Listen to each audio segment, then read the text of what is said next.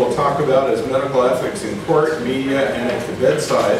And what I said was that we would use recent and contemporary media reports of controversial clinical cases in medical practice, and together we would identify and explore current and emerging ethical problems.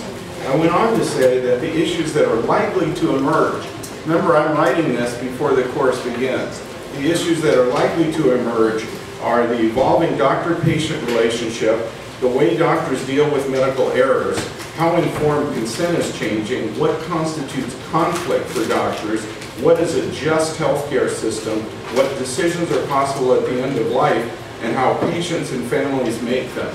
So I said all that before things appeared in the media, and my hope was that things would appear in the media while we were meeting from early April through May. So I'll just tell you what I found in the media since I wrote that, and you see whether it was a good or a bad bet. So these are all stories either in the New York Times, the Wall Street Journal, or the Salt Lake Tribune. They've all appeared since the end of January. The first headline is, "I gave away a kidney. Would you sell one?" New York Times. Next one is medicine as a business. Dr. Corwin says that corporatization of medicine has led to unethical practices. New York Times, February 9th. Next one is lost in clinical translation. The graphic says blah, blah, blah, blah, cancer, blah, blah, blah, blah. Okay, the next one is actually February 22nd. It says, "Are schools asking to drug kids for better test scores?" Okay, and the most recent one I'll just mention in that series is from February 23rd, this last Sunday in the New York Times. And the article is called, "When Doctors Need to Lie." Okay? So I think it was a good bet that medical ethics issues really do show up in the newspaper pretty frequently. The next question is the courts. Right? I said the courts, the media, and the bedside. First of all, cases that are disturbing and difficult to decide occur in the bedside daily, more than every day, right? They occur in the media quite frequently. What the media emphasizes, of course, are the deepest conflicts, the one that would be most controversial for the public, and sometimes the newest problem. The least likely place to find these cases is in the courts, because court cases are exceptional. Many problems are resolved at the bedside. Some are resolved in public opinion using the media, but the toughest conflicts wind their way to the court system. So, sure enough. Let's see. The way this goes is New Mexico judge affirms right to die. I'll just read you part of that story, and the reason that that's interesting is in the court, you get several things happening in terms of perspectives. First of all, that is a legal perspective, which is very different, I think, than the public perspective, and different again from the medical perspective. What you also get in the courts is formal debate.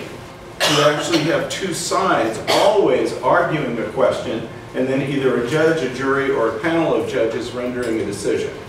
I'll read it to you. The quote here is, it begins January 13th, 2014.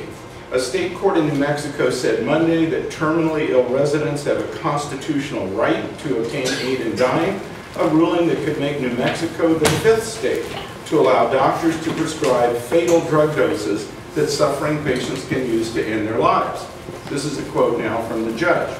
This court cannot envision a right more fundamental, more private, or more integral to the liberty, safety, and happiness of a New Mexican than the right of a competent, terminally ill patient to choose aid in dying, wrote Judge Nan Nash of the 2nd District Court. The case was brought by two doctors who sought protection against prosecution if they provided fatal drug prescriptions to a patient, and Aja Riggs, a 49-year-old woman with cancer, who told the court in the December trial, "I don't want to suffer needlessly at the end."